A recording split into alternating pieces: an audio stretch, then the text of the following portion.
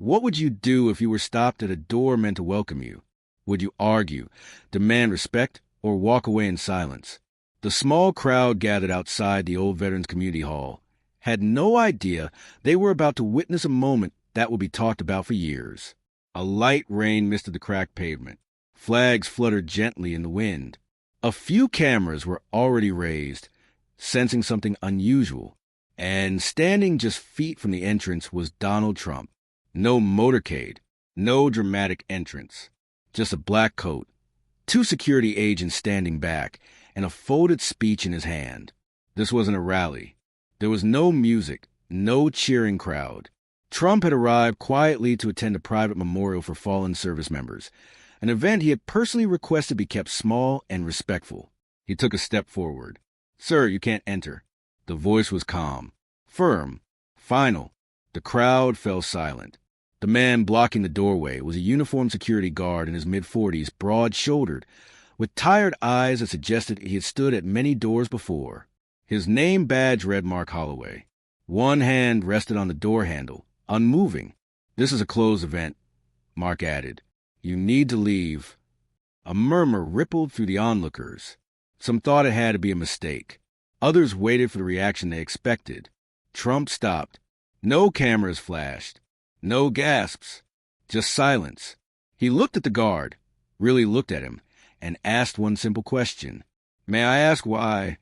The question lingered in the cold air, unknowingly unlocking a story far bigger than a locked door.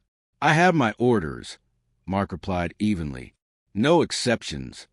Trump nodded slowly. Not angry, not offended, just listening. "This memorial is for families only," Mark continued, his jaw tightening. "Private. No politicians." Trump glanced at the old brick building, the faded plaques, the names etched into stone. "I'm not here as a politician," he said quietly. "I'm here as a man paying respect." For just a moment, Mark's eyes flickered. Then they hardened again. "I don't get to decide that." For Mark, this had nothing to do with Trump. It was about a promise. 5 years earlier, his younger brother Ethan Holloway had died overseas, a 22-year-old private first class. The memorial inside that hall was for him, and for others like him. Mark had heard speeches before, words that sounded meaningful but faded as soon as the cameras left. He wasn't letting today become that. "I'm sorry," Mark said, though his tone suggested he wasn't. "You need to step away." The silence grew heavy. Everyone waited for Trump to react. Instead, he did something no one expected. He stepped back. Trump raised a hand toward a security detail. "Stand down," he said calmly. That alone stunned the crowd. No raised voice. No reminder of status. Just acceptance. "You're leaving," someone whispered. Trump shook his head. "No, I'm waiting." "For what?" Mark asked cautiously. "For you." The guard frowned. "Sir, this doesn't change anything." "I know," Trump replied, "but sometimes waiting is the point." Rain tapped softly against the sidewalk. Minutes passed. Inside the hall, faint violin music echoed, slow, solemn. Mark shifted his weight, unsettled. "Why are you really here?" he asked. Trump took a breath. "My father once told me something," he said.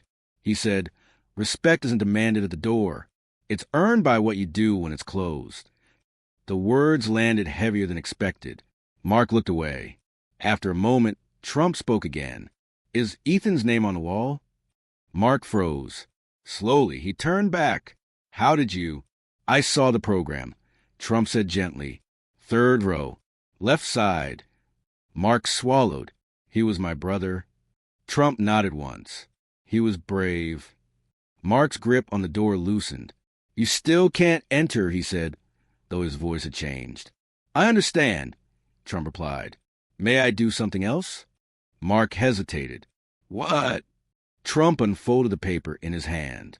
"May I read this out here?" The crowd leaned closer. "It's a letter," Trump said, "from a mother who couldn't be inside today. She asked me to read it for any soldier who didn't come home." Mark looked at the door, then at the people gathered, then back at Trump. 5 minutes, he said. Trump stood beneath the gray sky, rain darkening the paper as he began to read. The letter wasn't polished. It wasn't political. It was raw. A mother describing the last voicemail from her son. The socks she still hadn't thrown away. The silence that followed the knock at her door. People cried openly. Trump's voice cracked, but he didn't stop. When he finished, no one clapped. No one needed to. Mark wiped his eyes, turning slightly away. "You didn't have to do that," he said quietly. "Yes," Trump replied, folding the letter carefully. "I did." He glanced at the wall. "I won't ask to go inside, but may I place this here?" Mark nodded. Together, they walked to the memorial stone beside the entrance. Trump placed a letter beneath Ethan's name, stepped back, and raised his hand in a slow salute. Then he turned and walked away. "Sir," Mark called out. Trump stopped. The door clicked open. "You can enter," Mark said, "not because of who you are, but because of how you stood." Trump nodded once and stepped inside. Inside the hall, he didn't speak. He sat among families. He listened. He held hands. No cameras followed him. When the ceremony ended, he left quietly, but the story didn't. 3 weeks later, Mark Holloway received a call from a private number. "And nothing at that door was ever quite the same again, Holloway?" the voice asked. "Yes." "This is the White House." Mark braced himself. He expected questions. Security clearances. Formalities. Instead, the voice said, stopped at a door, "The president would like to fund the repairs of the community hall. Would you argue, demand respect, Holloway's or walk away in silence?" Mark, the small crowd gathered outside the brief pause on the line. Community hall. Then the voice had continued, no idea they were about to witness a moment that would be talked about for years. Mark's chest tightened. Rain misted the expected paperwork. Flags fluttered gently. Maybe a ceremony. A few cameras funded in already Ethan's name. Sensing something unusual, but there will be no plaque. Standing just no announcement. The entrance was no press.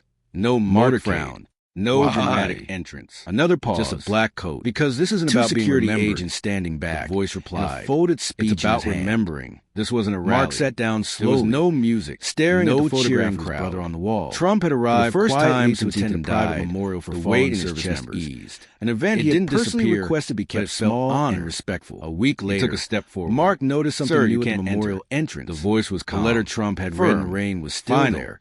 The crowd was carefully preserved. The man blocking the doorway, clear with a uniformed security guard in his mid-40s, written in simple handwriting, was a with tired eyes that suggested every guard who stands firm for the right reasons. His name badge read Mark Holloway. Mark ran his fingers. One hand rested on the door handle. No cameras. This is a closed announcement. Mark just quiet respect. You need to leave. Visitors stopped to read. A murmur rippled. Some wiped away tears. Some thought it had to be a mistake and saluted. Others waited for reaction nearby. Expected. Silent. Trump stopped. And for the first time, no cameras. He understood something clearly. No gasps. The door he guarded wasn't just wood. He looked at the guard. Really looked at meaning and asked. The story spread anyway. May I ask why? Speeches or headlines. The question lingered in the cold air. A short unknowingly unlocking online of Trump standing in the rain. Someone else shared a photo of the letter on the wall. Evenly. No captions. No exceptions. Just silence. Trump nodded. Comments poured in. Not angry. Arguments followed. Not offended. But those who had just listened knew the truth. This memorial was for families only. It was about Mark restraint. Continued. People began visiting the hall again. Private. Not for Trump, no, but for the names. Trump noticed they spoke more softly now. The faded as if they understood where they were standing. The names etched into Friends told him to move on. "I'm not here as a politician. For a better job," he said quietly. "Use the connection. I'm here as a man paying respect." He stayed. Because just guarding that door, Mark's eyes flickered. Then they hardened again. Whenever someone asked why the hall looked newly restored, for Mark, this had nothing to do with Trump. Because someone cared quietly. 5 years earlier, he never said Trump's younger brother Ethan Holloway had died overseas. And even then, a 22-year-old private first class. He waited. The memorial inside that hall was for him. That told me everything. And for others like him. Months later, Mark had heard speeches before. Mark noticed a familiar figure approach, but faded as soon as the cameras left. No crowd. He wasn't letting today just a man holding flowers. "I'm sorry." Trump stopped Mark a few steps away. Though his tone suggested no ceremony. "You need to step away." Just wanted to say hello. The silence grew Mark heavy. Nodded. Everyone Trump waited for flowers beneath Ethan's name. Instead, and stood there. He did something no one expected. Longer than necessary. Trump raised a hand toward a security detail. They didn't need to.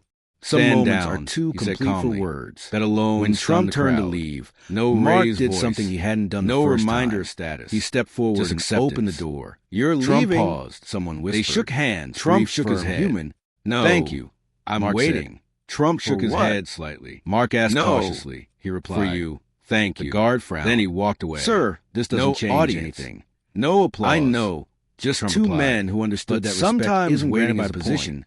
but by Rain tapped conduct. softly against the Online sidewalk. debates raged. Minutes passed. Some praised. Inside the hall, Some criticized. faint violin None of music it mattered echoed to those who slow, were there. solemn. Because Mark shifted real his power weight, wasn't forcing the unsettled. door open. Why are you It really wasn't here? demanding He asked. recognition. Trump took a It was breath. choosing dignity. My father over once told me dominance. something. People He forgot said. the arguments. He said, They remembered respect the isn't silence. demanded at the door, And it's sometimes earned by what you do. silence when it's teaches closed. louder than words. The ever words could. landed heavier than Ethan's name expected. remained etched in Mark stone, looked away, along with dozens After a of moment, others. Trump spoke Visitors again. often stopped Is first Ethan's with the letter, name on the wall? then traced names Mark with froze. their fingers. Slowly, Parents, he turned back. Children, How did you? veterans. I saw the wall program. no longer held Trump said just gently. names. Third It held row. stories. Left side. Lessons. A Mark reminder swallowed. that respect He isn't was about my who enters brother. first. Trump But how nodded you once. approach the door. He was brave. Mark learned something he Mark's never grip expected. on the door loosened. Authority doesn't You come still from a can't badge. enter, he said. It comes from restraint. His voice had changed. From knowing when to stand I firm understand. and when Trump to step replied. aside. May I He do still something wore else? the uniform. Mark Still hesitated. check credentials. What? But now he also Trump listened. unfolded the paper Because in his sometimes hand. the most important May thing I a guard read can this protect out here? isn't an The entrance. crowd leaned closer. It's meaning. It's a letter. So let me ask Trump you, said. If from a a door mother who closed couldn't in be front of inside you, today, would you push she harder? asked me to read or it would you for any pause and let soldier your who didn't actions come speak? home? Because Mark looked at sometimes the door. the most powerful Then at the thing you people can gathered. do is Then not back at demand Trump. entry. 5 but minutes. wait long he said. enough. Trump For stood respect beneath to the open gray the door sky, for you. rain darkening the paper as he began to read. The letter wasn't polished. It wasn't political. It was raw. A mother describing the last voicemail from her son.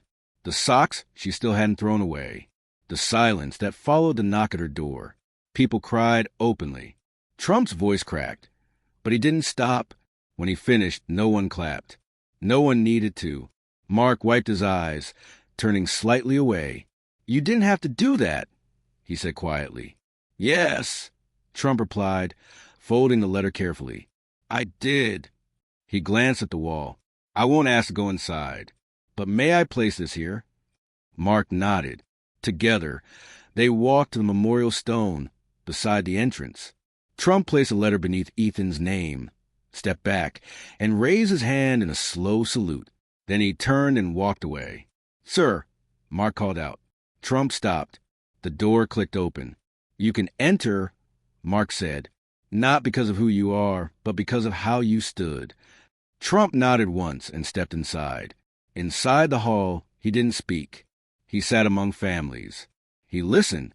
He held hands. No cameras followed him. When the ceremony ended, he left quietly, but the story didn't. 3 weeks later, Mark Holloway received a call from a private number. And nothing at that door was ever quite the same again. Holloway? The voice asked. Yes. This is the White House. Mark braced himself. He expected questions. Security clearances. Formalities.